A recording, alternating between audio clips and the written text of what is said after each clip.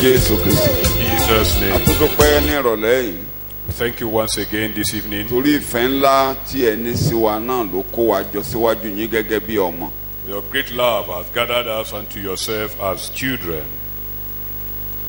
Gbogbo ìgbà tá a bá dẹ̀ ti pàdé bí eléyìí lẹ máa ń ṣiṣẹ́ nínú ayé wa. And every time we gather like this, you do work your perfection in A ò us. tí ì padà lọlé lọ́wọ́ òfòrí. You have never returned empty-handed. Lálẹ́ yìí Olúwa tún bá wa pàdé. This evening, encounter us, O God, in Sọ̀rọ̀ Jesus' sí name. ẹnìkankan wa. Speak to individuals. Gbé wa ró. Exalt us. Fẹsẹ̀ wa múlẹ̀. Establish us. Ògo àtọ́lá yóò jẹ́ tirẹ̀. Glory, O Ní glory will be orúkọ yours. Jésù Kristi. Olúwa wa ní agbàdúrà. Jesus' Tẹ̀síwájú nínú ẹ̀rí ọba Nebukadnesari. We continue in our series of studies in the Nebuchadnezzar's dream.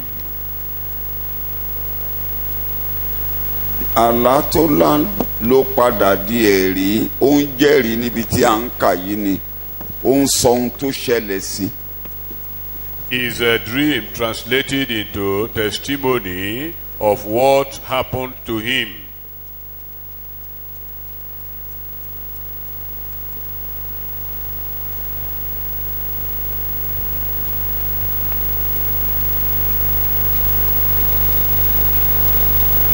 Akẹ́kọ̀ọ́ Bíbélì kan tí à ń pè ní Dixon ló ṣe àlàyé wípé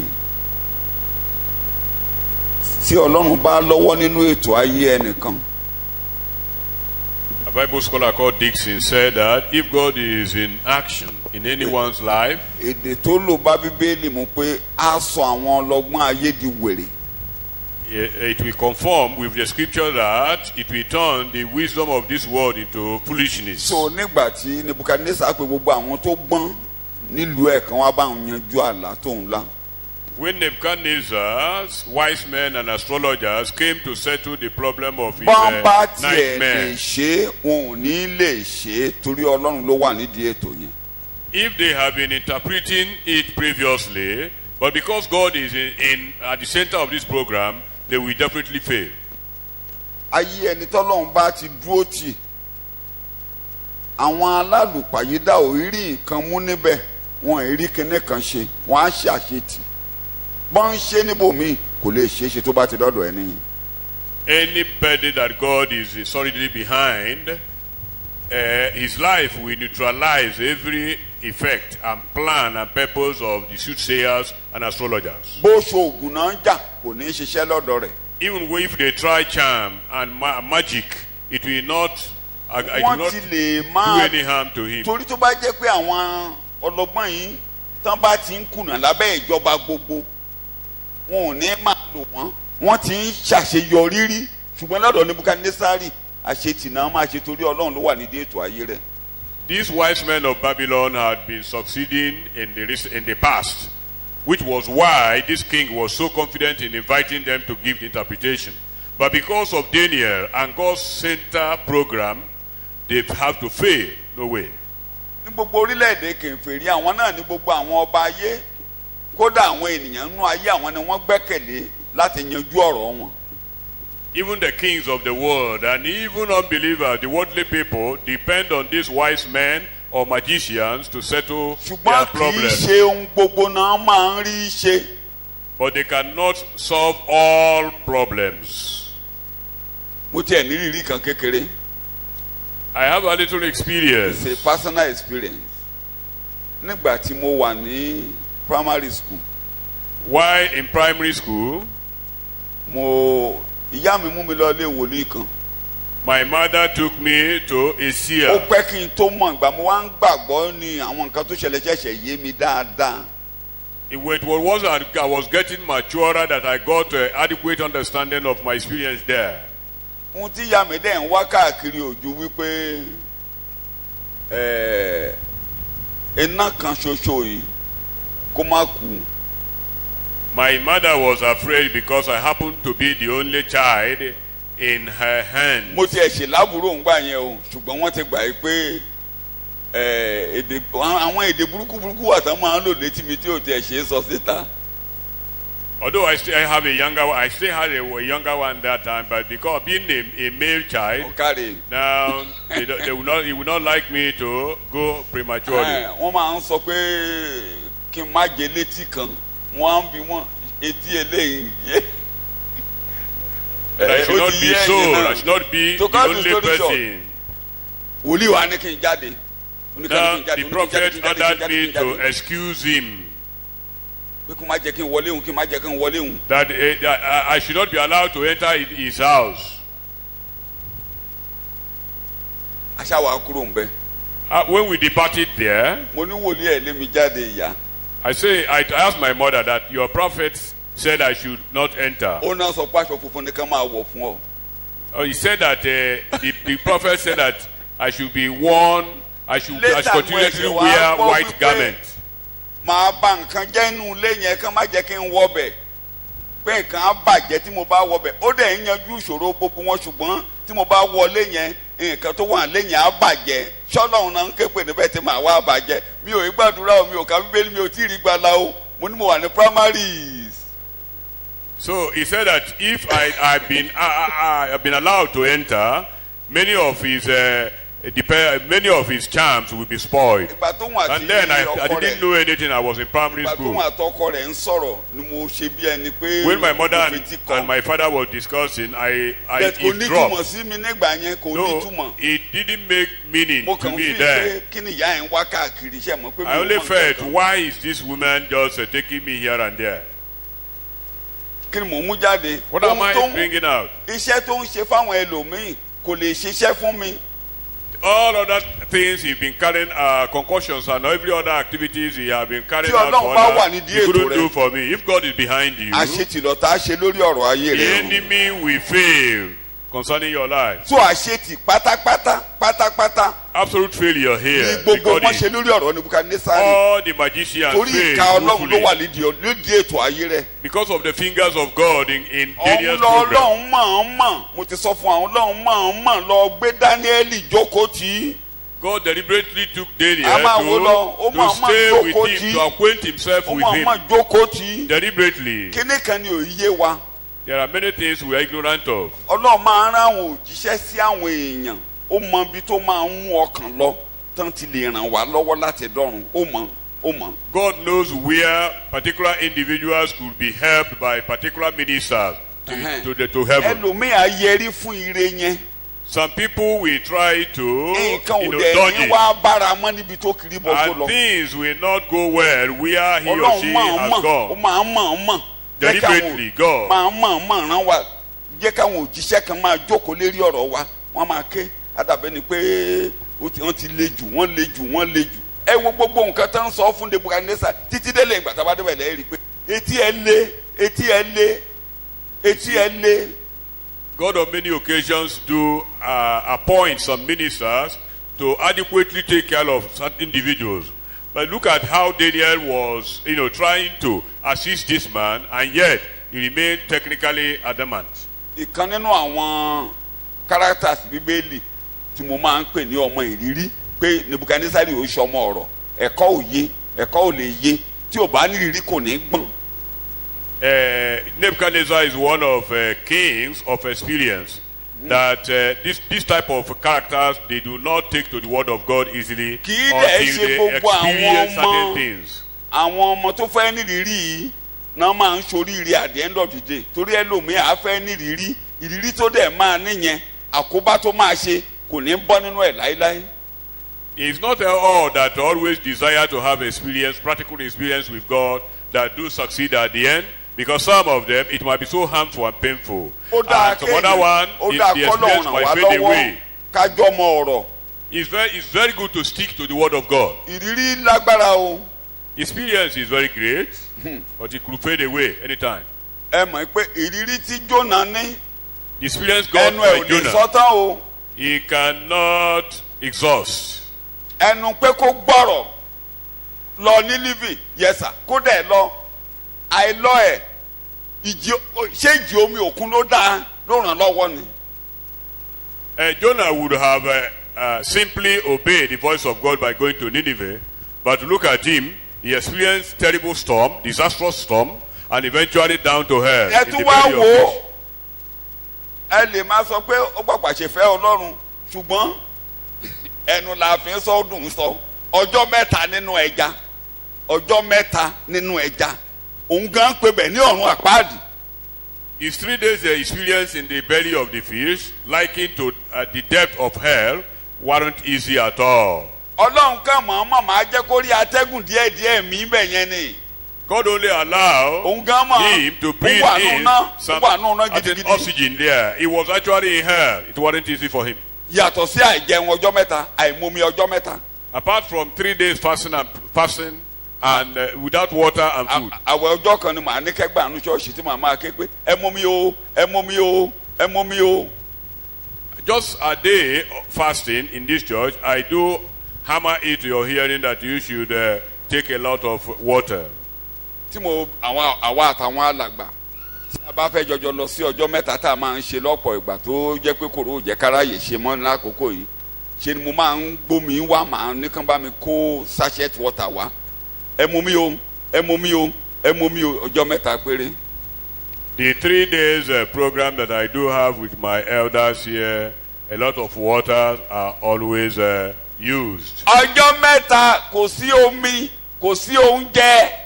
He was in the belly of the fish for 3 days without Bó bá water fẹ́ and food. yàgbẹ́ kò tí ẹ̀ ní rí gbẹ́ yà ní mú mi yẹn ní tí ó jẹun tí ó mú mi In bó the ló máa rí first gbẹ́ yà. case, anything defecation would have disappeared. Ẹ̀mí mẹ́ máa ràn wá lọ́wọ́ o. May the Holy Spirit help us. Tọ́lọ́run bá ti wà ní díẹ̀ tó wa ẹ jẹ́ ká yọ̀ǹda fọ́lọ́run. If God is behind us, let's Ọlọ́run surrender ì to ṣèkà Him. kì í ṣèkà. God is weak. He's not Ire wicked. ló ní lọ́kàn tó bá ti jẹ́ Bíbélì ni wọ́n kà sí He wa. has good for us. Tẹ́ ẹ bá ń rò pé If it is the sọ́tà ground Bible wà that níbí we are kankan behind. ẹ fẹ́ ní rírí ẹnìyẹn fẹ́ ní rírí ó fẹ́ ní rírí tí ò dáa. If anybody wants to ignore the Bible, he might likely fall into Àbí nasty ìrírí experiences. ìrírí Mánásè lẹ́ sọ ni. Is it the experience of Manasseh that we want? We will, Ìrírí Manasseh that is lẹ́ sọ palatable. It wasn't palatable at all. Wọ́n dé Ọlọ́run yọ sáwọn fọ́jú ẹ̀. He was Wọ́n caged, dé he was wọ́n gbé caged. lọ sáàfin Bábélì. And taken to the palace of Wọ́n the nà bí king ìgbà of tán bá na Babylon. ewúrẹ́. He was beaten Èó mercilessly. king. Ó ké bọ́ọ̀. Ìgbà tí ìyà jẹ́ nínú ẹ̀wọ̀n ìyà jẹ́ ojú ẹ̀ tan náà. He was hooked down to Ìgbà yẹn ló wá Babylon, rántí pé and he cried in prison. bàbá mi dẹ̀ sọ pàdúrà náà fi bí wọn. Ó dẹ̀ He remembered bàbá mi ní Ọlọ́run kan tó máa ń gbàdúrà o. he's a prayerful father. Ọlọ́run Ẹ̀sìkáyà bàbá mi dà. Say, God of Hezekiah, my father, where are you? Ojú àpá òjò ojú ara o. Scars is not the same as ordinary flesh. So tí Ọlọ́run bá ń darí ètò ayé wa ẹ jẹ́ ká máa bẹ̀bẹ̀ fórí ọ̀fẹ́ Ọlọ́run. If God is Mo máa ń directing gbàdúrà our lives, pé let's ask for the grace kíní to ilé èdè persevere. Olúwa ó ti lo àwọn kan ó ti ran àwọn kan lọ́wọ́ mo ti gbà láàárọ̀ yìí ó ti ran àwọn kan lọ́wọ́ tán rìnrìn àjò yìí kọjá. You might tell Àwọn ará mi God, lọ́wọ́. this journey is very tough and hard for me. But you have helped some people, my Ìgbà tí mo ń predecessors, gbàdúrà yẹn help láàrin me òru also. orin yẹn gan ni mo gbé wọnú ìjọsìn mi àti ìyàwó mi láàárọ̀ yìí. Guide me o thou great redeemer pilgrims in this barren land. I am weak but thou art mighty. Hold me with thy powerful Yóò hand. túmọ̀ sórí mọ́. Bread of heaven, bread of heaven, feed me till I want no more. Oh, feed me till I want no more. Ẹsẹ̀ kan níbẹ̀ ni let the pillar of cloud and fire lead me through. Hold me in with your hand, great deliverer.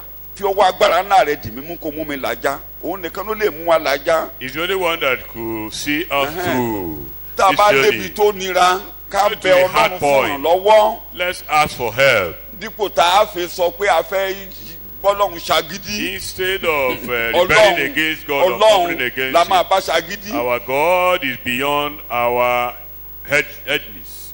Bàbá yìí là ń wo ìrírí ẹ̀ là ń kà yìí báyìí. We are looking at the experience of Nebuchadnezzar.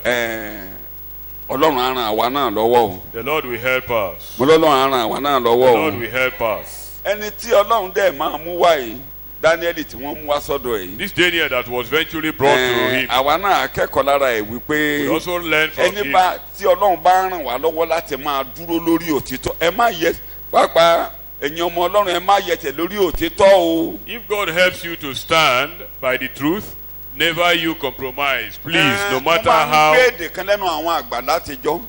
Wọ́n ní irọ́ máa ń gbinlẹ̀ fún 20 ọdún.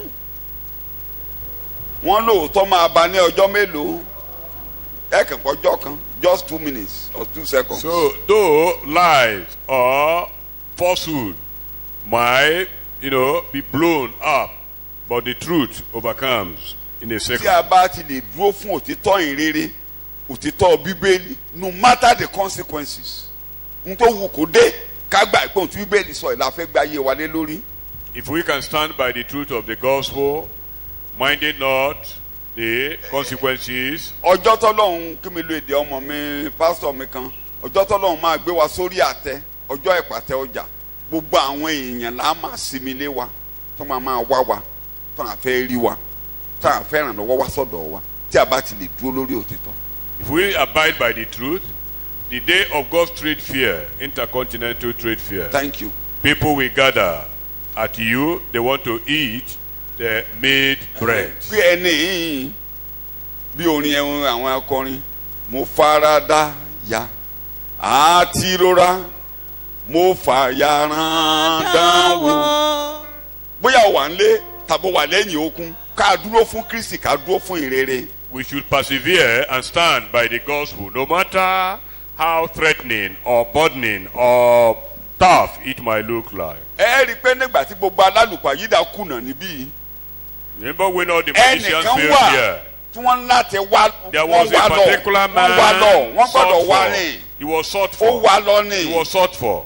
Wọ́n wá lọ ní wọ́n gbọ́dọ̀ wá rí ní. They must seek for him. Kò ṣeé ṣe ká má wá ọ. He remains indispensable. Ire tiẹ̀ gan ò lè má wá orí. There's no way your goodness and blessing Ibi will tó not máa seek rí for gbéga ò you. lè ṣaláì wá orí wọn á wá orí ni. Where Tó your wà place níwò is, yẹn wọ́n á wá you'll orí be sought bẹ́ẹ̀. for. If you are not there, they will sought for you. Ẹ máa ràn wá lọ́wọ́. The Lord will help Daniel us. orí kẹrin là ń wò lọ ẹ jẹ́ ká bẹ̀rẹ̀ ní ẹsẹ̀ kẹwàá lénìí. Let's look at Daniel chapter 4 Ẹ from jẹ́ ká verse kà 10. díẹ̀ bó tilẹ̀ jẹ́ pé a ò lè parí ẹ̀kọ́ yẹn dé verse 18 lónìí ṣùgbọ́n ẹ jẹ́ ká kà á bá kà díẹ̀ Let's lọ. read verse 10 Ẹ to jẹ́ ká máa kà á lọ. Daniel orí kẹrin láti ẹsẹ̀ kẹwàá. Bẹ́ẹ̀ Both you English and Yorùbá. Ṣé Mo- àwọn ló ń jẹ́rìí bẹ́ẹ̀ yẹn?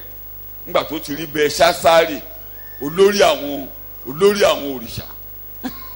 He is now testifying, narrating his ordeal to Daniel, who Yes. is the Belshazzar. báyìí ni ìran orí mi lórí àkéte mi mo rí i kíyèsí igi kan dúró láàrin ayé gíga rẹ̀ sì pọ̀ gidigidi. Oh, yeah. These are the visions I saw while lying in my bed. I looked, and there before me stood a tree in the middle of the land. Its height was enormous. Igi náà sì dàgbà ó sì lágbára gíga rẹ̀ sì kan ọ̀run a sì rí i títí dé gbogbo òpin ayé. The tree grew large and became strong, and its height reached to the sky, and it was visible to the end of the whole earth. Ewé rẹ̀ lẹ́wà èso rẹ̀ sì pọ̀ lára rẹ̀ lé oúnjẹ wà fún gbogbo ayé abẹ́ rẹ̀ jẹ́ ibòji fún àwọn ẹranko ìgbẹ́ àti lórí ẹ̀ka rẹ̀ lé àwọn ẹyẹ ojú ọ̀run ń gbé àti láti ọ̀dọ̀ rẹ̀ lé a sì ti ń bọ́ gbogbo ẹran ara. Its leaves were beautiful, its fruit abundant, and on it was food for all. Under it the beasts of the field found shelter, and the birds of the air lived in its branches. From it every creature was fed. Mo rí i nínú ìran orí mi lórí àkéte mi sì kíyèsí olùṣọ́ àní ẹni mímọ́ kan sọ̀kalẹ̀ láti ọ̀run wá. In the visions I saw while lying in my bed, I looked, and there before me was a messenger, a holy one, coming down from heaven. Ó kígbe lé ohùn rárá ó sì wí báyìí pé ké igi náà lulẹ̀ kí a sì ké àwọn ẹ̀ka rẹ̀ kúrò gbọ̀n ewé rẹ̀ dànù kí o sì fọ́n èso rẹ̀ ká. Ó tó má kọjá abẹ yẹn. He called in a loud voice, "Cut down the tree and trim off its branches, strip off its leaves and scatter its fruit. Let the animals flee from under it and the birds from its branches." Ó tó. Ẹsẹ̀ ìkẹwàá sí ìkọkànlá kókó ńlá kan wà níbẹ̀. igi kan láàrin ayé, igi tó dúró láàrin ayé, ó ga, ó tóbi, orí rẹ̀ kan. ọ̀run. There is an important expression in that very verse 10 to 11 that there was a tree in the midst of the earth, very huge and tall, to the point that the peak Màmá touches the ṣàlàyé heaven. torí Ọlọ́run bàbá òwe kì í ṣe ọ̀dọ̀ Nebukadnésà nìkan Ọlọ́run ti fi igi pòwe. A máa wo igi round the Bible. I Máa wo round the will, Bible. I will explain the reflections of tree or the use of trees in the whole Ẹ kàn Bible wo because à ń bọ̀ ní sikẹ́ God is 17 powerful. yẹn very soon. Bẹ̀tẹ̀ let's kò look at Sì Ezekiel wípé- 17 verse 3. báyìí ni olúwa ọlọ́run wí, idì ńlá kan pẹ̀lú apá ńlá alápá gígùn, ó kún fún ìyẹ́ tí ó ní àwọ̀ aláràbarà wá sí Lẹ́bánónì, ó sì mú ẹ̀ka igi kédárì tí ó ga jùlọ. saying, Thus says the Lord God, a great eagle with great wings, long pinions, and a full plumage of many colors, came to Lebanon and took away the top of the cedar. ó pé nǹkan náà náà tẹ ẹni tí wọ́n pè ní igi kan yìí òun náà ní ìdí ńlá o àyà ẹ máa kà òun ní ìdí ńlá o òun ní o ẹ rí nǹkan tí. That very great eagle is also ẹ the jẹ́ kí n má same mú orí standing fọ́ wa for this púpọ̀ very púpọ̀ ká tree. máa sọ léyìí tó tètè máa yé wa. Igi tó dúró láàrin gbùngbùn ayé olùkọ̀wé kan sọ pé ó túmọ̀ sí ipò ńlá tí àti àṣẹ tí Bábélì wà nígbà náà gbogbo ayé pátá la kó lé lọ́wọ́ kò síbi tí ìjọba yẹn ò dé ní gbogbo ayé ìgbà náà. That very tree in the midst of the world stand for conspicuous position or authority that Babylon was then agbára yẹn radiating all over the agbára world. yẹn ṣàn ó ṣàn káàkiri yí káàkiri gbogbo àgbáyé pátápátá. Because it was at the center. Thank you very much. It radiates to various directions like a conference. Thank you very much. Bó ṣe rí gẹ́lẹ́ nìyẹn. Jẹ́ ká wá wo Bíbélì. Let's look at the Bàbá Bible. òwe igi. Ẹ jẹ́ ká kọ́kọ́ gbé Ezekiel 17 verse 24. Ká kọ́kọ́ mú lọ́dọ̀ Ọlọ́run ká wo èdè tọ́lọ́run lò so that á jẹ́ kí Bíbélì yé wa. Ezekiel 17:24. Gbogbo igi inú ìgbẹ́ ni yóò sì mọ̀ pé èmi Olúwa ilé ó ti mú igi gíga wálẹ̀ tí mo sì gbé igi rírẹlẹ̀ sókè. Ẹ máa gbé èdè tó ń lò bẹ́ẹ̀ yẹn o. Igi tó wà nínú ẹ̀gbẹ́ tá a bá padà lọ sẹ́yìn lọ ka orí yẹn ẹ rí nǹkan tó lọ́rùn ń sọ. Igi tó wà nínú ìgbẹ́ kì í ṣe igi tẹ́ ń wò nú gbó ló ń sọ ènìyàn ló ń sọ o. It is a metaphor of human beings. Thank you very much. Gbogbo igi tó wà ní gbó All the gbogbo trees èèyàn tó in ń the bẹ ẹnu bush, ayé. all the people in the Túmọ̀ world. ẹ̀ nìyẹn Ọlọ́run bàbá òwe ni. God is Gbogbo èèyàn God tó of ń bẹ tẹ́ parable. máa ń kà á bọ̀ gbogbo èèyàn tó wà nú ayé á mọ̀ dáadáa wípé èmi Ọlọ́run Jèhófà iṣẹ́ mẹ́rin ni Jèhófà máa ń ṣe lórí igi tó ń bẹ lórí ilẹ̀ ayé. That all the trees, which means all human beings in this world, Iṣẹ́ mẹ́rin. we recognize Jehovah for 4 things. Èkíní Number 1, igi tó ga Ọlọ́run lè mú wálẹ̀. the tall tree, a very prominent tree, conspicuous tree, could be brought down. Igi tó wà nílẹ̀ tí ò jẹ́ nǹkan kan Ọlọ́run lè gbé sókè. The one down there, trodden down, could be lifted up.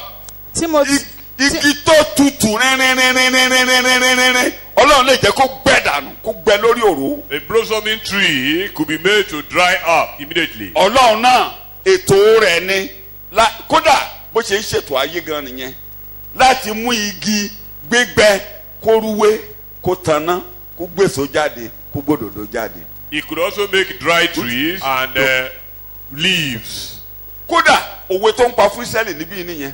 That was the proverb he gave to Israel here. Ẹ̀gá màá mú yín wálẹ̀. I'll bring you down. You are very Màá mú prominent. àwọn igi gbígbẹ màá gbé wọn And I sókè. will lift up dry trees. Màá gbé wọn sókè. I will bring Ẹ up tutù ẹ wọ̀wé ẹ You wọ̀wé are màá going to jẹ́ kẹ́ wọ̀wé wither. I dànù. will make you to wither away.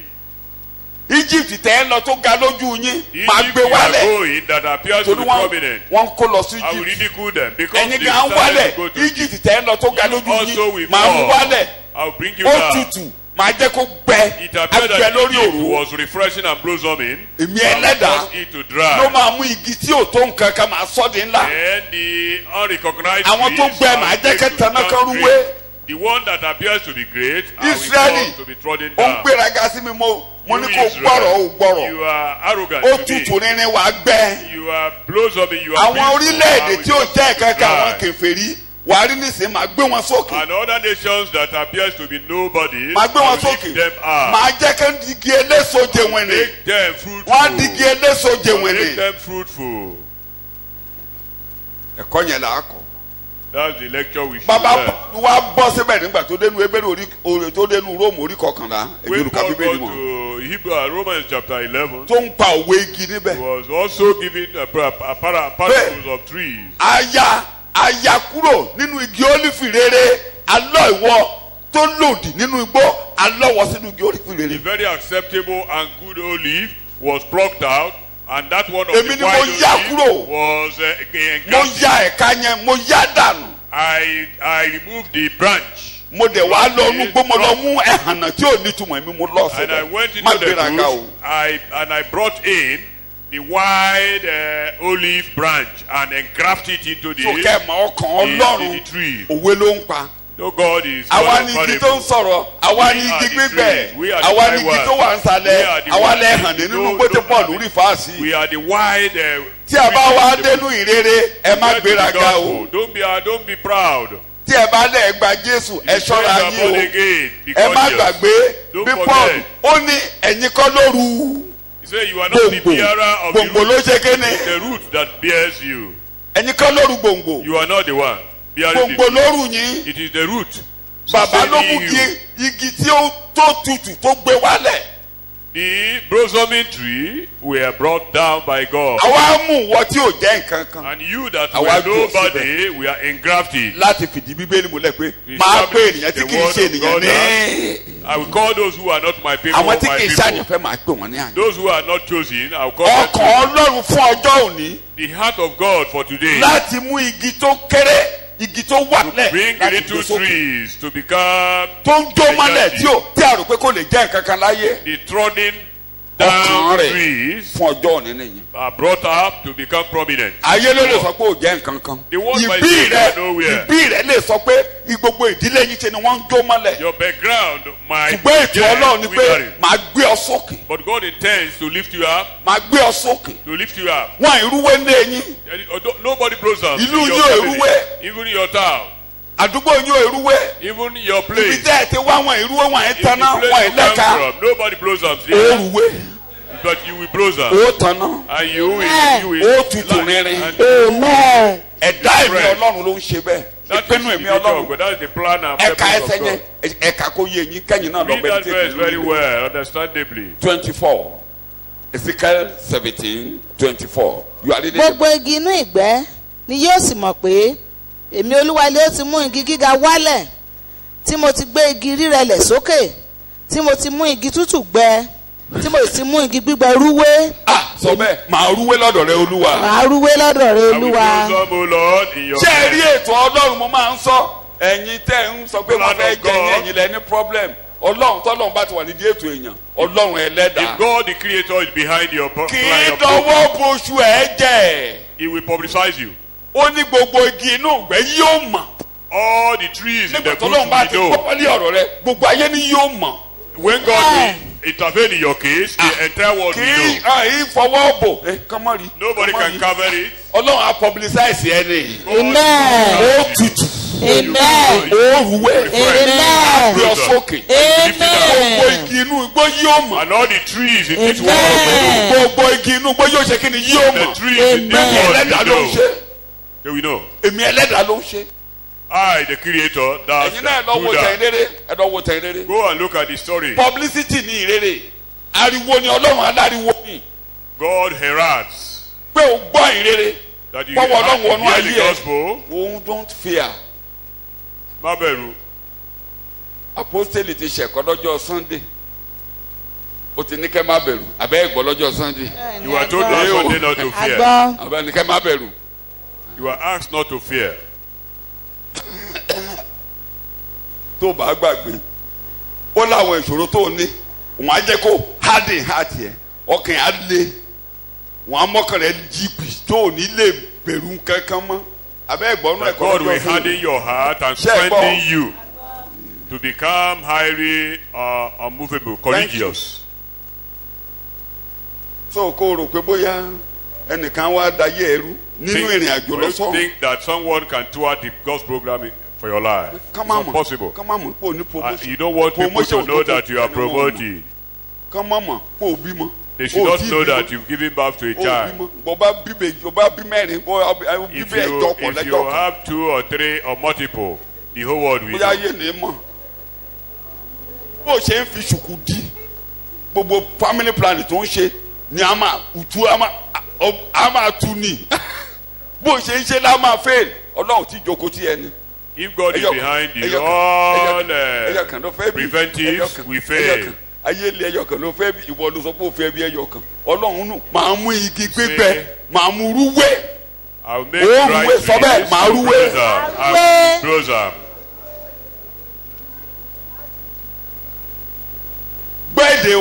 gbọ́dẹ̀ o kó jẹ́ pé ogun ọ̀run àpáàdì ló mú ọgbẹ́. Even if it is hell that made you dry. Pé o lè léso láyé. That you can't bear fruit in this world. Ìbá ṣèso ọmọ. Èso késo láyé. Pé ṣe ló máa gbẹ sórí òru láyé. Tó bá jẹ́ ìpàdé àwọn ogun ọ̀run àpáàdì ni. Sọ bẹ́ẹ̀ mo ti dọ́dọ̀ Jésù Ọlọ́run tó mú ní irúwé. Sọ bẹ́ẹ̀ Ọlọ́run tó mú ní irúwé. To the God that makes man to blossom. God that makes dry tree to blossom. Ọlọ́run tó mú igi gbígbẹ rúwé. God that makes dry trees to blossom. I have come to him and I will definitely blossom.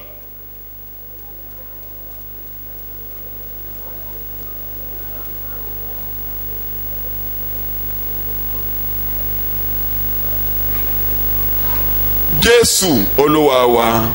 Jesus Christ. Ọ̀pá Árónì gbogbo ọ̀pá méjìlá ni wọ́n gbé débẹ̀ gbígbẹ ni wọ́n gbígbẹ pátápátá ẹyọ kan tó ní wàá tẹjú mọ́ kí ló ṣẹlẹ̀ sí ó tan náà. The rod of Aaron's body. Torí ẹ̀mú wọn wá síwájú mi. Because they were brought before God's presence. Mo máa mú tèmi jáde níbẹ̀. And God paid particular attention to that of Aaron. Mo ti débi ọ̀dọ̀ rẹ Olúwa. God, I have come to you. Mo ti débi tó tẹ máa ń dá fún ìyàn Olúwa. I have come to a place of success. Dandan ni mo tan náà. Lord, I will. Mo máa rúwé. I will blossom. Mo máa rúwé. I will blossom. Mo bá jẹ́ ìpilẹ̀ṣẹ̀ bíbí mi ló ní ká máa rúwé. If it is my background that is wrong. Tó bá jẹ́ pé ibi tí a bí mi sí ni ò dáa. If it is because of my background.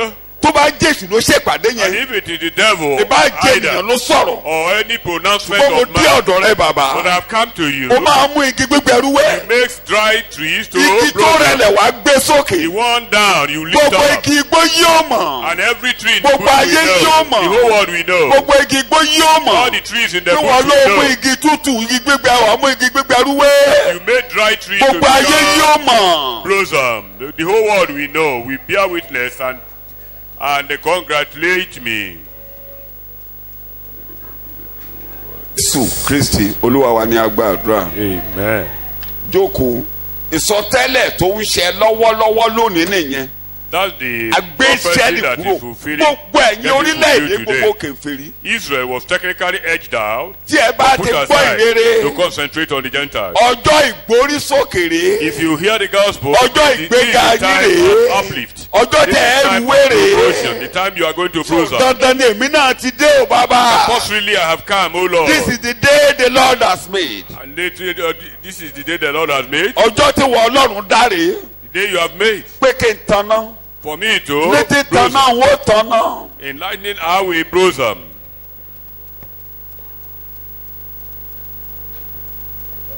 Jésù Kristi Olúwa wa ní agbàdúrà. Amen. Ṣé ẹ̀dẹ̀ wàá tó mọ̀ pé Ọlọ́run tó gbé Ísírẹ́lì wálẹ̀ yìí. God that brought Israel, you should know. Tó ní igi wọn tó tutù wọn á jẹ́ kó gbẹ yìí. That their tree that was fresh. Tí ẹ bá wọ Isaiah 35, Isaiah chapter 27. Ó ní igi lífì yóò ní tanná ó tanná ìwọ Jacob. Màá jẹ́ kó rú. He has foreknown and foretold that in blossoming they will blossom. They will bud. Ẹ wo Isaiah chapter 35 verses 1 and 2. Isaiah chapter 27 verse 6. Compare those two passages. aginjù àti ilẹ̀ gbígbẹ yóò yọ̀ fún wọn Bẹ́ẹ̀ni, ijù yóò yọ̀ bẹ́ẹ̀ni, yóò sì tanná bíi lílì yóò tanná ní bí títaná yóò tanná yóò ti gbọ́. yóò sì yọ̀ Títí tanná yóò ṣe kéne. yóò tanná. That's metaphoric expression. Verse 6 of Isaiah 27. In the days and generations to come, Yes. Jacob shall take root, Israel shall blossom and send forth shoots, Ṣé o ti gbọ́? and feed the whole earth with fruit of the knowledge of the Ṣé mo pé true of ó ti God. sọ Ísírẹ́lì di igi tó máa fi gbòǹgbò. múlẹ̀ yóò mú Tree is a metaphor of the nation Israel. yóò mú kí àwọn tí ó ti Jákọ́bù wá ta gbòǹgbò. Ìyẹn á jẹ́ kí n kúkú bọ́ sí torí èso lẹ́sẹ̀lẹ́sẹ̀ wàásù ti kú bẹ́ẹ̀ ni. Á jẹ́ kí n bọ́ sí pé a máa ń pe àwọn ènìyàn Ọlọ́run àwọn èèyàn mímọ́ a máa ń pè wọ́n ní igi. Even the saints, Kánú ẹ̀ lẹ́ ń kà yẹn. even the saints are also called trees. So pé à ń lo This is igi one of níbí them. yìí. That we make use of trees Kẹ́ here. kó lè yé eyín dáadáa nu For Bíbélì you to pé properly understand ènìyàn ni à ń fi pa òwe igi níbẹ̀ that the yẹn. use of trees there are metaphors Kánú ẹ̀ of pé a máa ń human lo beings. ènìyàn mímọ́ gẹ́gẹ́ bí igi. Òun lè rí nínú And Isaiah even chapter saints are 27. also used as trees. This is an example here in Ẹ Isaiah wo 27. bóyá typographical error ni ní point number 4 tó wà lọ́wọ́ yín yẹn. Ẹ rí Psalm 92 ló yẹ kó jẹ́. Be long-lived, Á dàbí igi ọ̀pẹ. stately, upright, Bẹ́ẹ̀ni. useful, Bẹ́ẹ̀ni. and fruitful. Bí a ṣe fi wáwé nìyẹn. olódodo Ṣé yóò yóò gbàgbé igi gbò? ọ̀pẹ. Àwọn wo ni olódodo? Àwọn ẹni tí Ọlọ́run kò ka ẹ̀ṣẹ̀ sí ní. Sáàmù náà ló parí ẹ̀. Psalm 32 ló yanjú ẹ̀. Ẹni tí Ọlọ́run ò rí wí sí, tí Ọlọ́run ò ka ẹ̀ṣẹ̀ sí ọrùn, yóò fi gbòǹgbò múlẹ̀, yóò dàbí kí ni mo pè é? igi ọ̀pẹ. Ẹ correct here, I'm sorry. It was my error. The righteous is likened to a palm tree.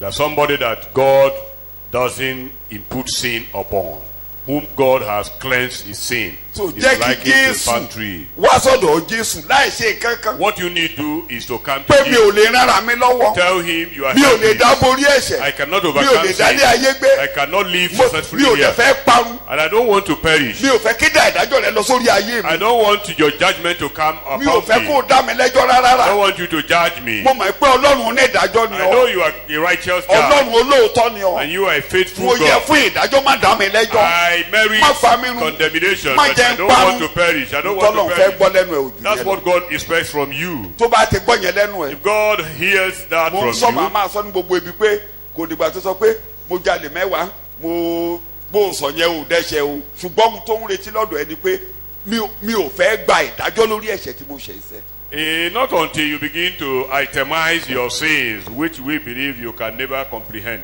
But all you need is to confess Jesus as your Lord and Savior. Gbà mí. Declare you are helpless to Him. Gbà mí Ask Him to save you. gbà mí Ask Him to save bí mo you. ṣe ń bá a lọ yìí ò dára.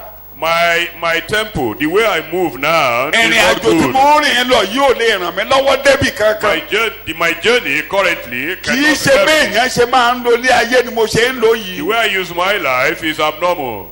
Tí wọ́n bọnú ètò ayé mi.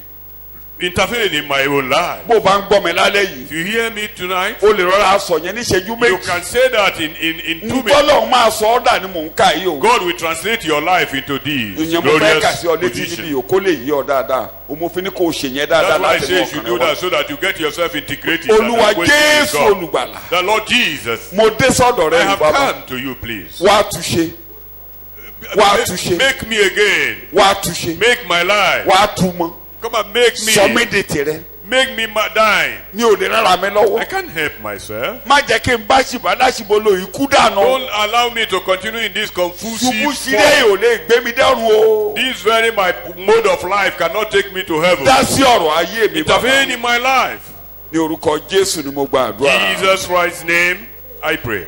Torí o ṣe ìpinnu yẹn. Because you have made that decision. Lọ́dọ̀ Ọlọ́run o ti di olóò. Before God, you Dodo. become Ẹ a wá righteous ka person. mọ̀mọ́ tó ń ka bíbélì yẹn bá mi ka verse 12 yẹn bíbélì ń sọ̀rọ̀ Psalm 92 olódodo yóò gbà bí igi ọ̀pẹ bẹ́ẹ̀ni yóò dàgbà bí igi kédárì lẹ́bánónì bẹ́ẹ̀ni. àwọn ẹni tí a gbìn ní ilé olúwa yóò gbà ní àgbàlá ọlọ́run wa. wọ́n bá mi sọ òyìnbó yẹn. The uncompromisingly righteous torí pé a dá ọ láre. yes. shall flourish like the palm tree. sọ bẹ́ẹ̀ máa tanná máa dàbí igi ọ̀pẹ. igi ọ̀pẹ ni mí nínú ilé rẹ o. I am a palm tree in your máa fi household. gbòǹgbò múlẹ̀. I will root down. mi ò sì ní í ṣẹ́kù. And I will not die igi prematurely. ọ̀pẹ yìí ṣẹ́kù. Palm tree doesn't Mi ò die ní ṣẹ́kù. untimely. I Mi will ò never ní die ṣẹ́kù. untimely. I will not die untimely. màá rúwé. I will blossom. màá tanná. And I will shine. màá máa mú èso And I will jáde. bring forth fruit. mo máa wúlò fáyé. I will be beneficial to Mo the máa world. wúlò fáyé, Or bàbá. beneficial to the world. ó ṣe mí kí n wúlò Made fáyé. me to benefit ó ṣe mí kí n humanity. wúlò fáyé. Made me to benefit humanity. olúwa ràn mí lọ́wọ́ màá Oh wúlò Lord, fáyé. I will benefit humanity. gbogbo ohun tó dá mọ́ mi pátápátá ló gbọ́dọ̀ wúlò fọ́mọ All your ènìyàn. talents and my inbuilt will be gbogbo ohun beneficial tó to fi sí people. mi láyé ló máa wúlò fọ́mọ All your ènìyàn. talents and gifts in my life will be torí kò sí beneficial nǹkan to tí ò men. wúlò lára igi ọ̀pẹ. Because nothing is absolutely useless in palm máa tree. wúlò fọ́mọ ènìyàn láyé. I will be ní beneficial to gbogbo ọ̀nà tó bá yẹ humanity. sí máa wúlò In fọ́mọ all ènìyàn. dimensions, I will be beneficial to humanity. ní orúkọ jésù ni mo gbàdúrà. Jesus Christ's Amen. name we pray.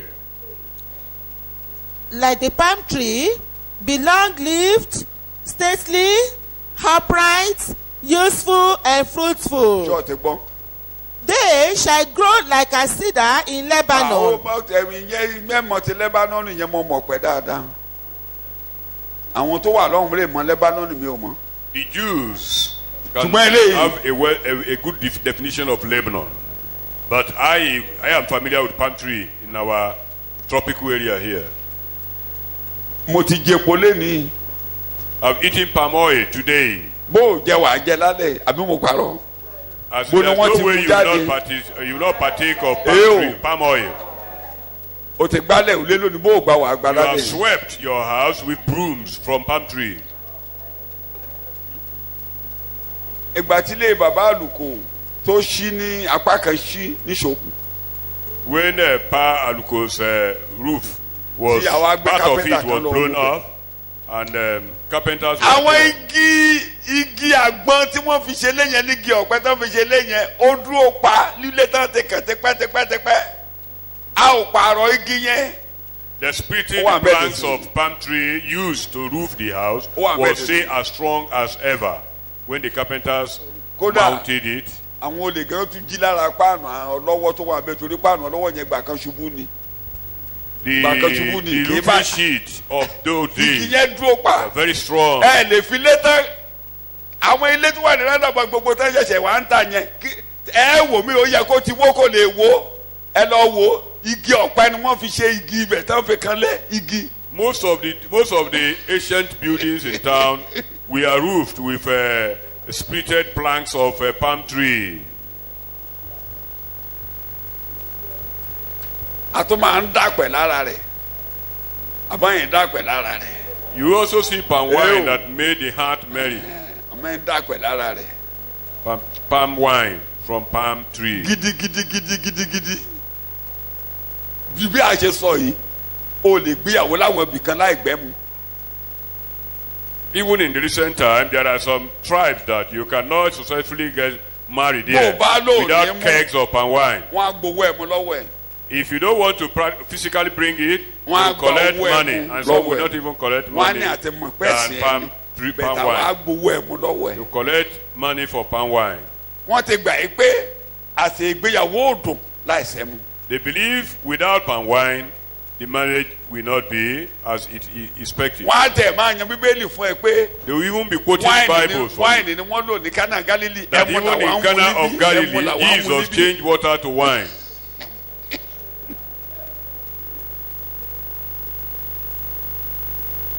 igi ọ̀pẹ Palm tree. igi ọ̀pẹ Palm tree. igi nìyẹn o nínú igbó It's one of the trees in the bush tí Ọlọ́run fi wá wé that we're compared to. ẹ máa fẹsẹ̀ tí yòókù lémi ò lè ka gbogbo ẹ̀ tán àwọn kèfèrí Unbelievers a tún máa ń fi wọ́n wé igi. They are also Look. likened to tree. Jésù ní a ti fi àékélé gbòǹgbò igi. He say an axe is Igi. placed at the Orí trunk kẹsẹ̀. of the tree. A ti gbélé gbòǹgbò igi. An Igi axe kígi tí ò bá ti aimed. so. Ẹ̀ka. àti nísinsìnyí pẹ̀lú not fruit. Bẹ́ẹ̀ni. a fi àákélé gbòǹgbò igi náà Bẹ́ẹ̀ni. gbogbo igi tí kò bá so èso rere a ó ké e lulẹ̀ a ó sì wọ́ jù sínú iná. Àwọn Ísírẹ́lì náà ń bá sọ̀rọ̀ bàbá Jòhánù oníwàásù àgbáyé ni. He was talking to Israel as a nation. A ó ké dànù. John the Baptist was telling them A ó ké dànù. that the tree will be fair. Tí ò bá ti mẹ́sàn-án wá fún Ọlọ́run. That's why plague has come to Ẹ rí i God. pé agbowó òde wá oníkálukú ń wá. Remember the Àwọn Republicans, tax Farisí collectors came to wọ́n God. kọ̀ wọ́n kọ̀ The Pharisees who wọ́n claimed to tẹríba be fún ẹ̀kọ́ righteous, Jòhánù they oníkẹ́kọ̀ọ́. refused to bow to the lecture or teaching of John the Baptist.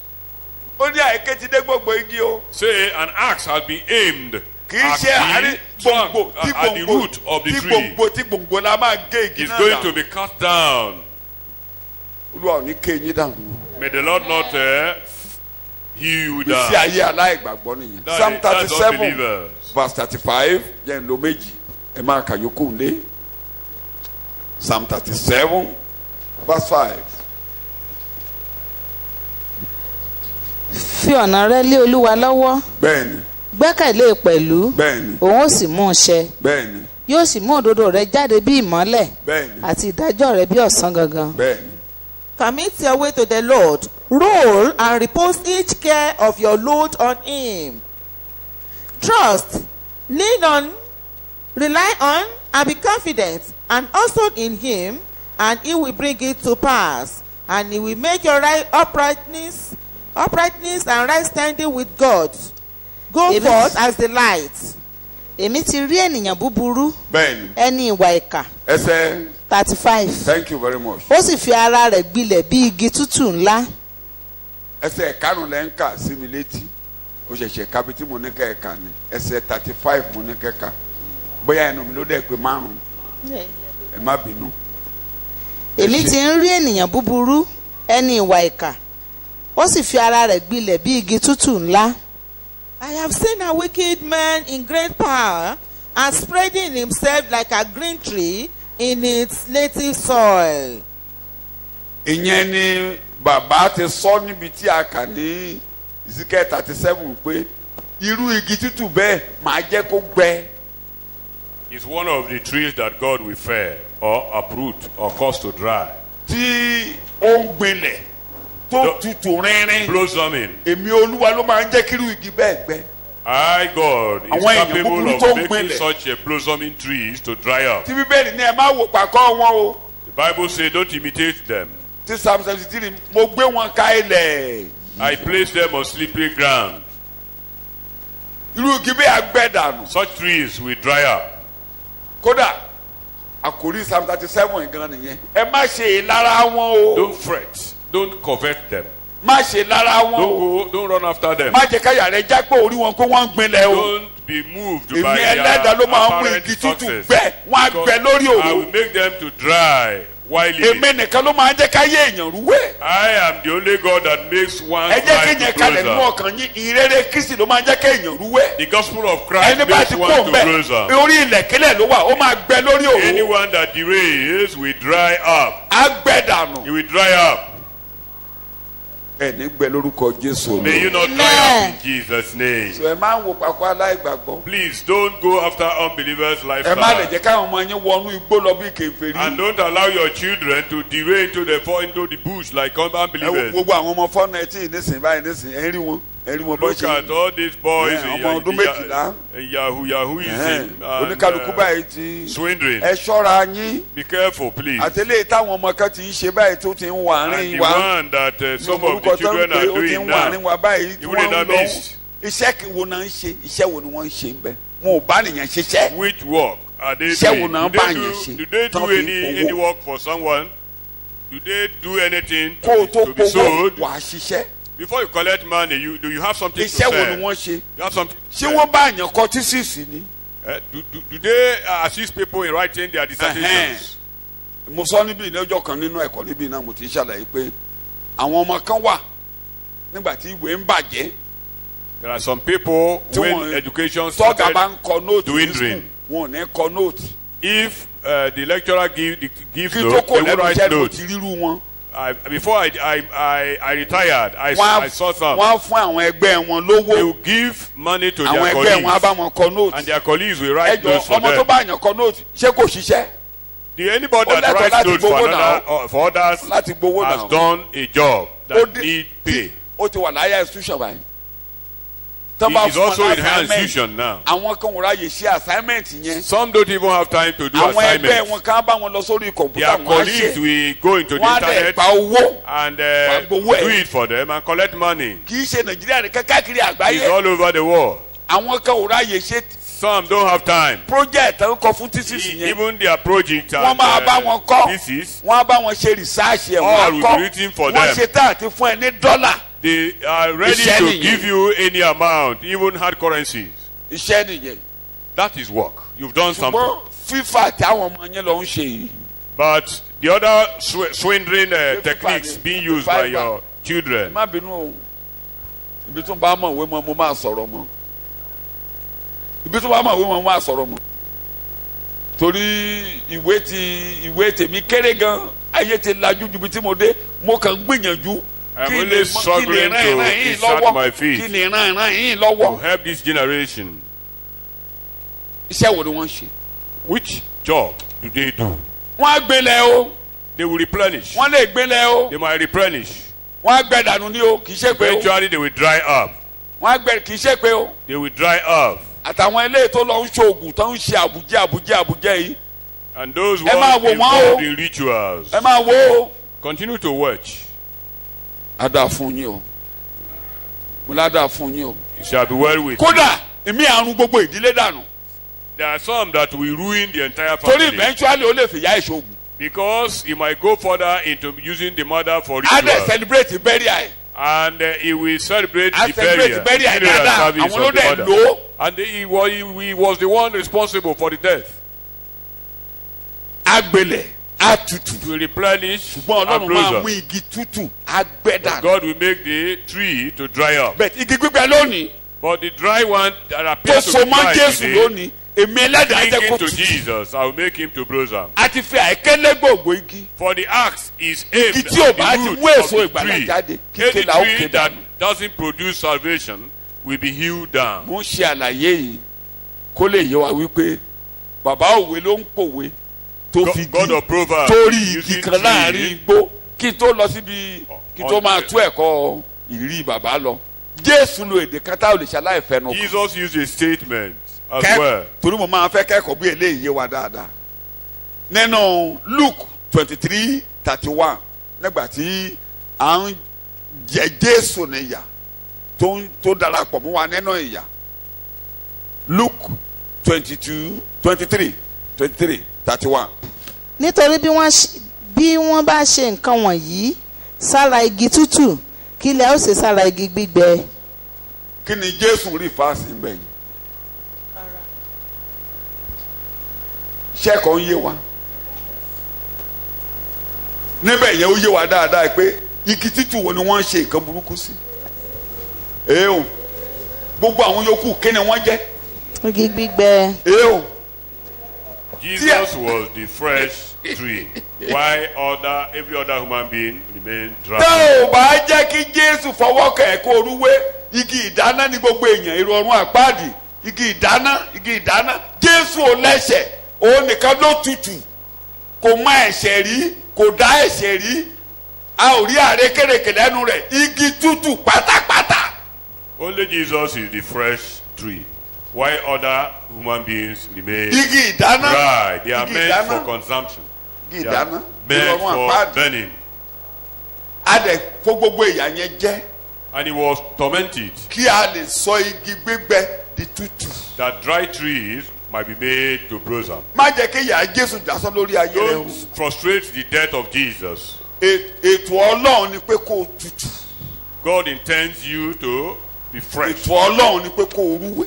And he intends you kí to tó kàn shine bẹ́ẹ̀ and gbólóhùn blossom. méjì màá rúwé gẹ́gẹ́ bí ètè rẹ. I think in Máa this tanná statement, gẹ́gẹ́ bí I will ètè close ayébáyé up rẹ̀. according to your plan Máa and sì mú purpose, èso jáde. and I will bring forth fruit. Tó wà lọ́kàn ẹ nìyẹn. That's your intention. Pé igi gbígbẹ máa rúwé. That dry trees will blossom. Igi gbígbẹ máa rúwé.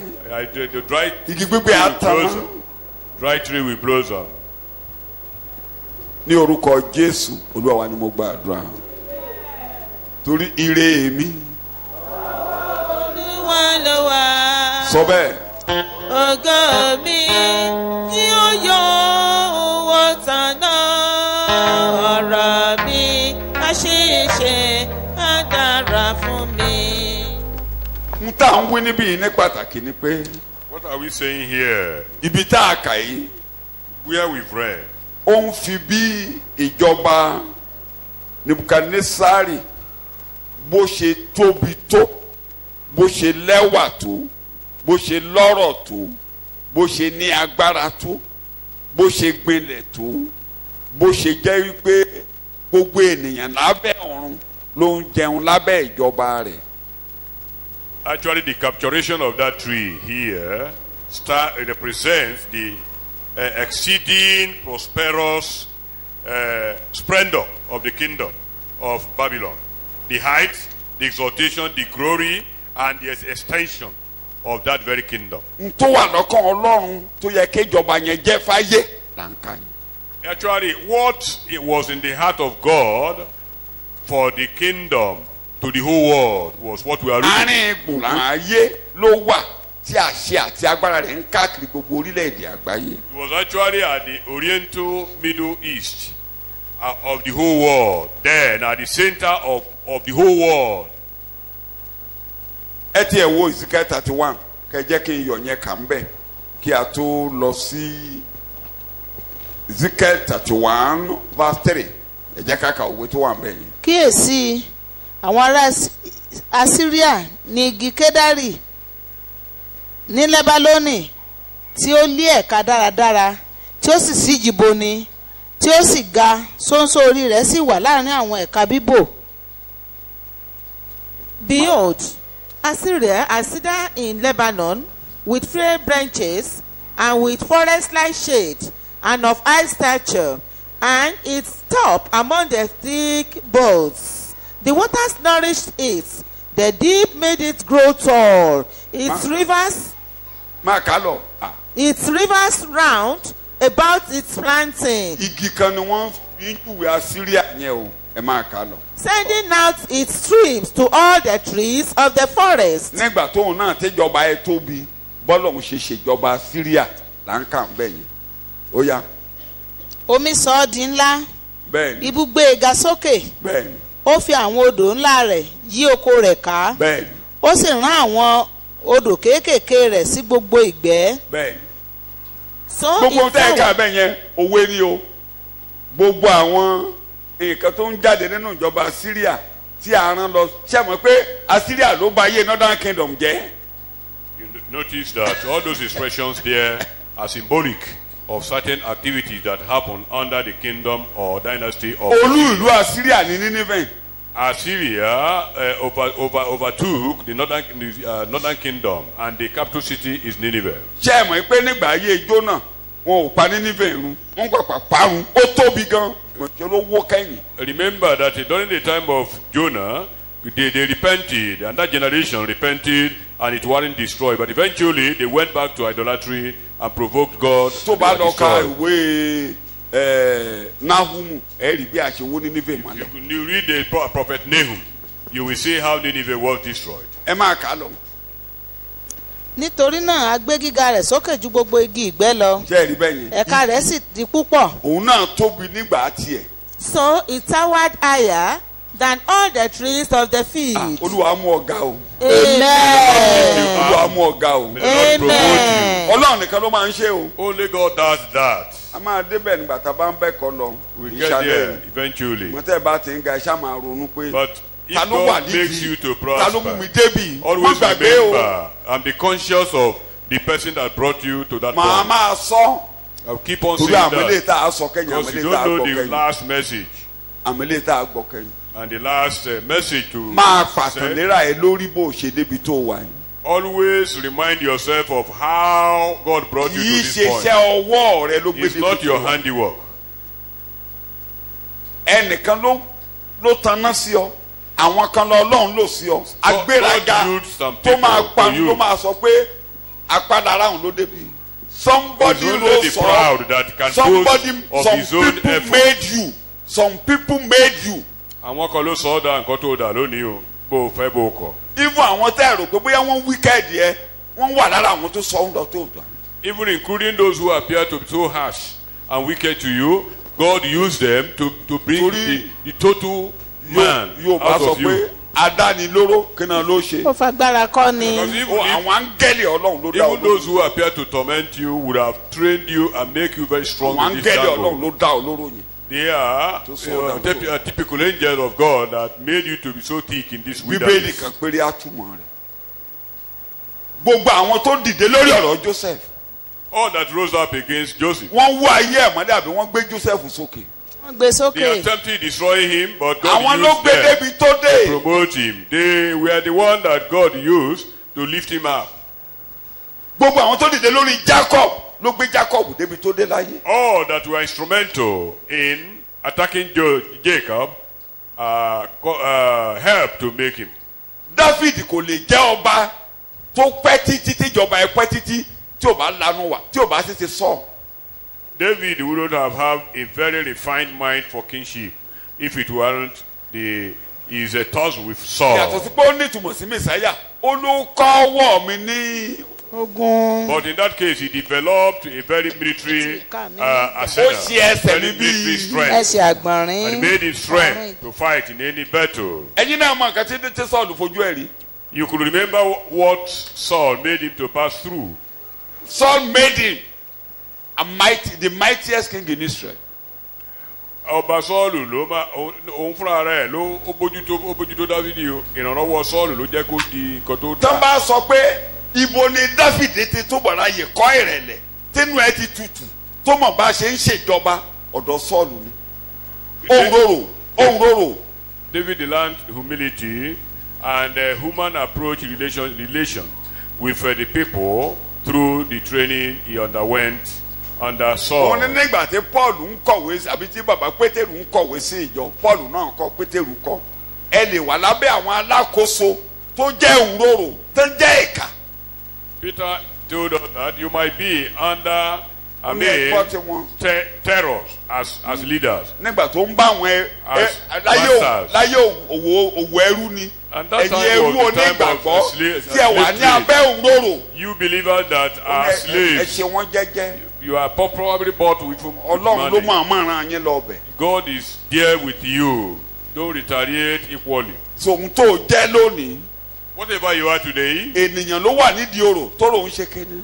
someone was behind your success so today. máa dúpẹ́ lójoojúmọ́ Always thank God on daily máa basis. dúpẹ́ Thank God. máa dúpẹ́ gidi Thank sí God lójoojúmọ́. greatly. tó o bá ti ṣe bẹ́ẹ̀ ò ní You do gbéraga. that, you will never be proud. ìkejì tó tún lè ṣe tó òfin ní gbéraga. Secondly, is this. ntọ́lọ́hún jẹ́ kó o jẹ́ yẹn òun là ń kà yín. What God made you to be kó o dàbí igi ọ̀pẹ. like palm tree, kó o wúlò.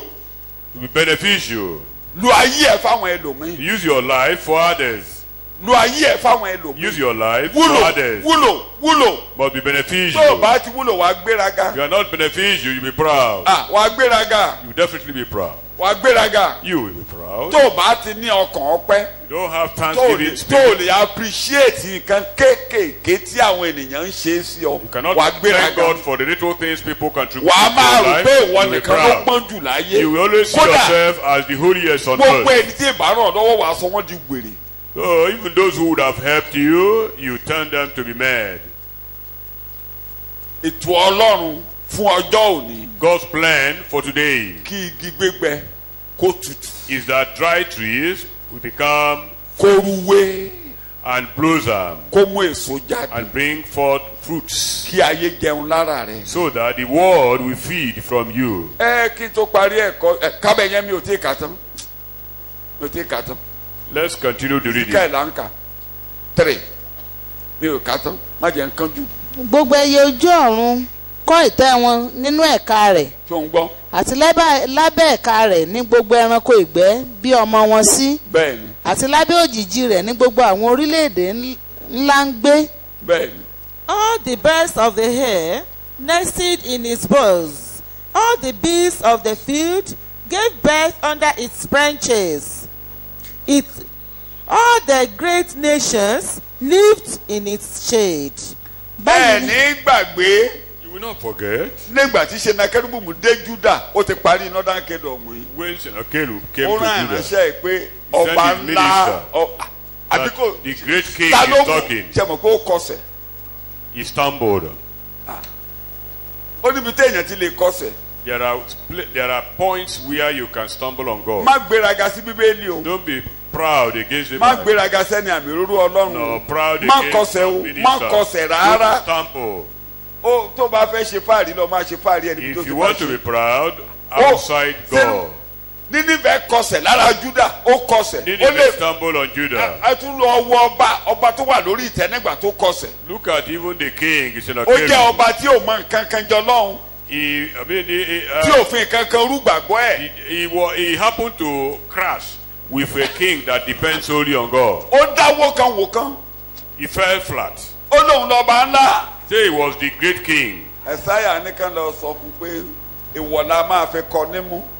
He said he's going to be hooked by nose. ọ̀nà tó bá wá ló máa bá lọ. He will return kò ní wọ to ìlú the yìí route he ó came, kọsẹ̀. and he stumbled.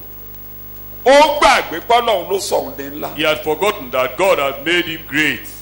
Ọlọ́run ló sọ yàn di ńlá. God promotes and bíbélì makes lẹ́ ń kà. great. bíbélì lẹ́ ń kà. báyìí lé ó ní ẹwà nínú títóbi rẹ̀ bẹ́ẹ̀ni nínú gígùn ẹ̀ka rẹ̀ bẹ́ẹ̀ni. nítorí tí egbò rẹ̀ wà lé ẹ̀bá omi ńlá. bó ní egbò rẹ wá. ẹ̀bá omi ńlá. ta ló ṣomi tó máa gbé kà sí yẹn. Ọlọ́run. It was majestic in beauty, with its spreading boughs, for its roots went down to abundant waters. kíní kan ni mo fẹ́ kẹ́ ẹ̀kọ́ kí n tó parí ẹ̀kọ́ alẹ́ yìí. gbogbo ìjọba ayé tó bá tóbi pátápátá Ọlọ́run ló wà nídìí ẹ̀. Every dynasty or great kingdoms of the earth, God is behind. nǹkan tó Ọlọ́run fẹ́ kàn ṣe bẹ́ẹ̀ máa parí ẹ̀kọ́ alẹ́ sí. What Bíbélì God nìkan. expects them to do is where we are going to nip Yes. this Àwọn scripture igi- in the bar. àwọn igi kédárì inú ọgbà Ọlọ́run kò lè bò ó mọ́lẹ̀. àwọn igi fírì kò dàbí ẹ̀ka rẹ̀. àwọn igi késnútì kò sì dàbí ẹ̀ka rẹ̀. bẹ́ẹ̀ni. bẹ́ẹ̀ ni kò sí igi kígi nínú ọgbà Ọlọ́run tí ó dàbí rẹ̀ kò lé ẹwà rẹ̀. sí kígi nínú ọgbà Ọlọ́run tó dàbí. bí rẹ̀ lé ẹwà rẹ̀. The cedars in God's garden could not match it. The cypress could not compare with its boughs, and the plane trees could not match its branches. No tree in God's garden could compare with it in its beauty. máa kà. èmi ti ṣe é ní ẹwà nípa ọ̀pọ̀lọpọ̀ ẹ̀ka rẹ̀ tó bẹ́ẹ̀ tí gbogbo igi édẹ́nì tí ó wà nínú ọgbà Ọlọ́run ṣe ìlara rẹ̀. I made it beautiful with abundant branches, the envy of all the trees of Eden in the garden of ẹ̀kọ́ ni God. fún wa o mo ṣe ní káàkà o ẹ̀kọ́ ni fún wa o. nítorí owó nígbà tó yá o. We should be very careful because he fell Ọlọ́run eventually. nìkan ni o. Only God is eternal. bíbélì lẹ́ ń kà. nítorí náà báyìí ni Olúwa Ọlọ́run wí bẹ́ẹ̀ni. nítorí tí òun gbé ara rẹ̀ sókè ní gíga àbọ̀gbọ̀. ó sì ti yọ ṣóńṣó rẹ̀ sókè Ó gbọ́. láàrin àwọn ẹ̀ka dídì ó gbọ́. ọkàn rẹ̀ sì gbé sókè nítorí gíga rẹ̀. bẹ́ẹ̀ni. Therefore, this is what the sovereign Lord says, because it towered on high, lifting its top above the thick foliage, and because it was proud of its height. máa kà. nítorí náà lèmi ti ṣe fi lé agbára àwọn kèfèrí lọ́wọ́ òun ó bá a ṣe dájúdájú èmi ti lé e jáde nítorí búburú rẹ̀. I handed it over to the ruler of the nations, for him to deal with according to his wickedness. I cast it aside. máa kà. àti àwọn àlejò ẹlẹ́rù àwọn orílẹ̀-èdè ti ké e kúrò wọ́n sì ti tú u ká. nínú gbogbo Cut it down Parí ẹ̀. and left it. Its bones fell on the mountains, and in all the valleys its branches ẹ lay ti rí díẹ̀ broken. tó fi wó ẹ ní wó lórúkọ Jésù. May it not collapse in Amen. Jesus' name. máa rántí pé Always remember, èdè bàbá Paul, according to I Paul, am what I am by what? mo jẹ́ ohun tí mo jẹ́ Yóò. lónìí nípa orí ọ̀fẹ́ Ọlọ́run. I am what I am by what? Mo jẹ́ ohun tí mo jẹ́ lónìí nípa orí ọ̀fẹ́ Ọlọ́run. Kádẹ̀ fi máa ṣèwàhù. And let's practicalize it in our living. Kádẹ̀ rí i pé alohun tọ́lọ́run fún wa yẹn fún ìlú àwọn ẹlòmíì. And use what God has given to you for the Kí ló wà benefits lọ́kàn of Ọlọ́run? others. Òun lẹ́yìn kà ń bẹ̀ yẹn, What òun do náà you láti think kà. was in the heart Pé of God? gbogbo ẹyẹ All ojú birds, ọ̀run ìkíní all the birds of the earth, ìgbọ́dọ̀ jẹ́ òjìji òjìji. that tree must form a shadow Abẹ́ ẹ̀ ni gbogbo ẹranko á ti máa jẹ. so that it will shade all the animals from scorching sun. Abẹ́ ẹ̀ ni gbogbo ẹranko á ti máa jẹ. Under Ẹ ti it, kà ní all beasts will ẹ ti kà ní feed. verse 6 Ezekiel 31 ẹ tó kà ní verse 23 Ezekiel 17 ẹ tó kà ní Jeremiah 27 6 and 7 ẹ jẹ́ ká ka yọkàn àbí méjì ń bẹ. Ezekiel 17 23 or Jeremiah 27 6 and 7 Bíbélì ètò Ọlọ́run nìyẹn. On the mountain height of Israel will I plant it, that it may bring forth buds and bring fruit, and be a noble cedar. And under it shall dwell all birds of every Ṣé ẹ rí feather. bẹ́ẹ̀ yẹn? Gbogbo á wà lábẹ́ ẹ̀ fi ìbòjì. Everything In will be under its the shade, shadow. in its shade of its branches, they shall nestle and find rest.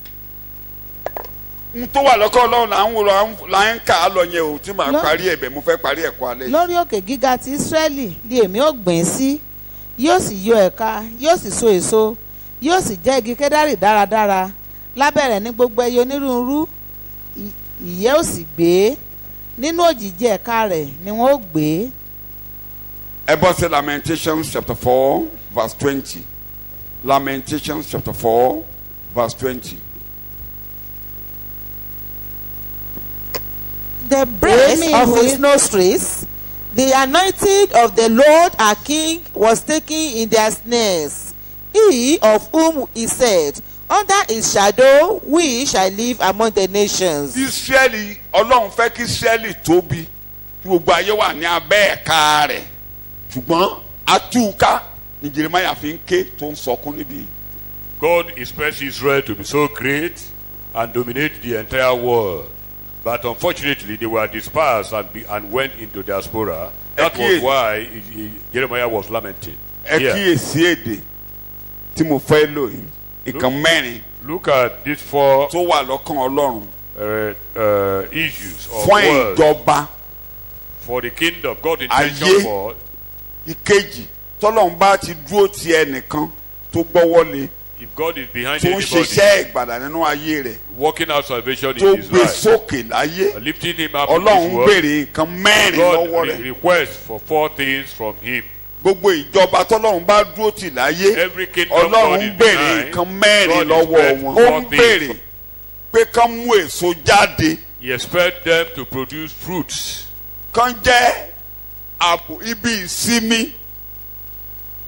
ibi ìsinmi shadow ló máa ń provide rest Form a place of refuge.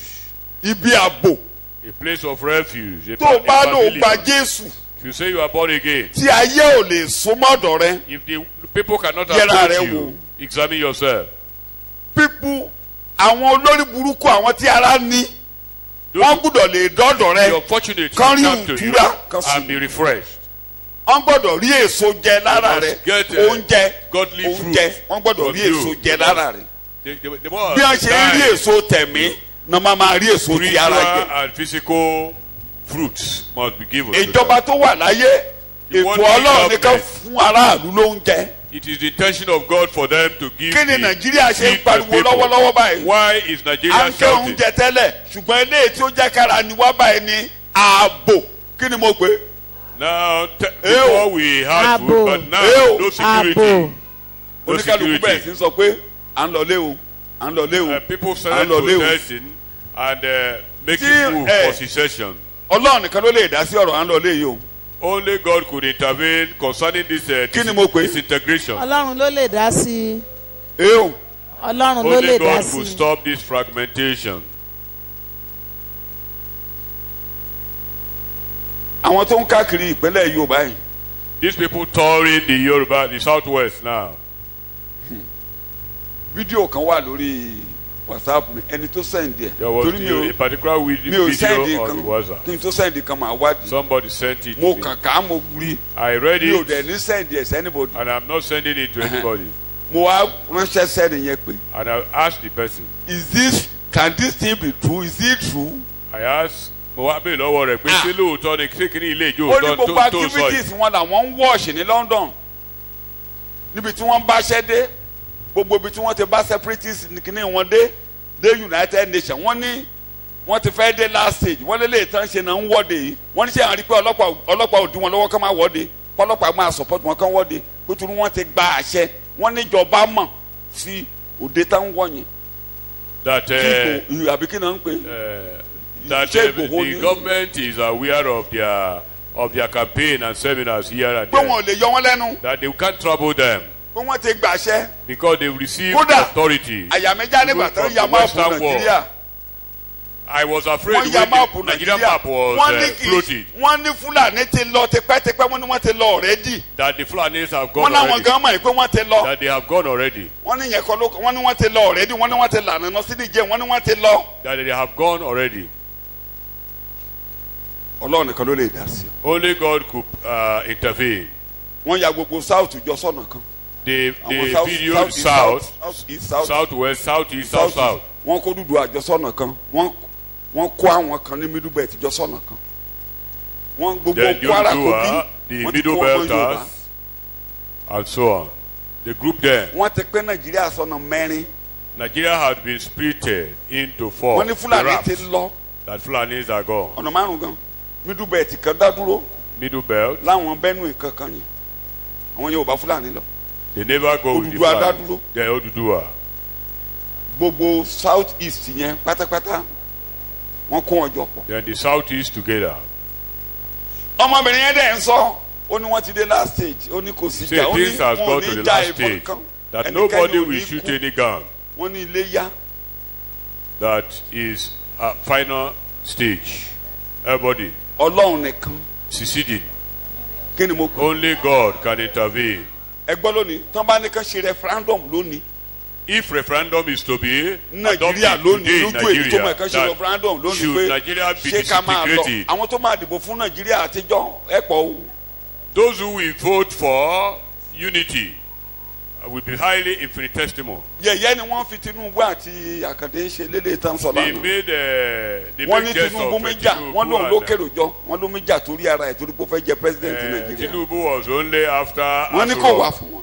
That is not for the southwest. It's not for the Ọlọ́run nìkan. Yorubas. Only God. kí ni mo pè Only God. kí ni mo bá débẹ̀ àbò ló fa o It's because of unrest. No rest. àbò ló fa o. Security in this country. àwọn ọmọ mi gbogbo yín lọ àwọn ẹ̀yin tí ẹ wá sí Iléṣà Sunday service. Those of you àwọn who ọmọ mi tó worship lọ in ṣe nǹkan Ilesha, ní Àkúrẹ́ tán ń bọ̀ ní the people that 6:30 went to for 7. wedding abẹ́ at gbọ́ Akure, in Akure, bóyá you see, bóyá bàbá Fẹ́mi bóyá bùrọ̀dá Fẹ́mi ti gbé mọ́tò ẹ̀ bá a lè sọ wọ́n fún táyà ẹ̀ wọ́n fún níbọn they spray. òun gan Ọlọ́run ni o The tire. Ọlọ́run ló gbà á It was God that saved him because you kí ló yẹ can't, kó fún níbi tó you wà yẹn can't kó fún resist níbọn those people ni without being killed. Ọlọ́run ni ò fún níbọn They never remember to shoot him torí àìsàrà wọn sọ because we bẹ́ẹ̀ never belong to them. àìṣe kí ni We never àkàwá belong má to them. wọn. We are not numbered among gbogbo àwọn the ọmọ mi tó wà nínú mọ́tò lọ́jọ́ yẹn all my children in the vehicle that day. ara àṣẹkọ lónìí ṣùgbọ́n ara ni wá díẹ̀ If all of them have been sprayed or àbí kò ní harvested, ni wá díẹ̀. if they have been harvested, they wouldn't enjoy baba the great wà ń bẹ point. ìyá great wà ń bẹ ìyá adáre wà ń bẹ mọ̀mọ́ bọ̀dà ṣẹ́gun wà ń bẹ ǹjẹ́ bọ̀dà ṣẹ́gun gan sí nínú ọkọ̀ yẹn gan àwọn ọmọ bọ̀dà gbogbo àwọn ọmọ wà ń bẹ pátápátá The children were there. kàn wá gbogbo àwọn yẹn lọ sínú igbó For all those members to be Kọ́ni ká lọ driven máa wá into o. the bush to go and get some millions. lórí ẹsẹ̀ tó ká hallelujah kí mi gbọ́ lẹ́nu rẹ̀ Hallelujah. ó ṣe o bàbá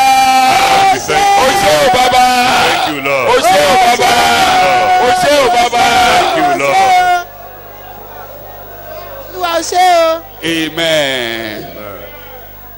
So, ààbò lórílẹ̀-èdè gbọ́dọ̀ jẹ́. The nation must provide security very well. Ilé rẹ, ayé rẹ house, gbọ́dọ̀ your jẹ́ life. ààbò fún àwọn tó yí ọ. Your house and life must be protection for others. Ìdí tọ́lọ́run fi pè wá nìyí. That's why we were called by God. a máa bẹ́ẹ̀ kọ̀yàn lọ́sẹ̀ tó bọ̀ nǹkan tó yẹ kí Nebukadnesari ó jẹ́ sí gbogbo àgbáyé nìyí. That is what that very kingdom should be to the whole world. Kí èdè tó jáde sí a máa gbọ́ lọ́jọ́ mẹ́jọ. The pronouncement from on high to ẹ him ké lulẹ̀ ìbẹ̀lẹ̀ kó àti bẹ̀rẹ̀. will be deliberated on Ọlọ́run next ní week. ké yín lulẹ̀. May God not hew you down. Jẹ́ kán jẹun lára rẹ o. Be beneficial to others. Jẹ́ kán jẹun lára rẹ o. Beneficial to others. Jẹ́ kára ayé rẹ tùyàn lára. Refresh others.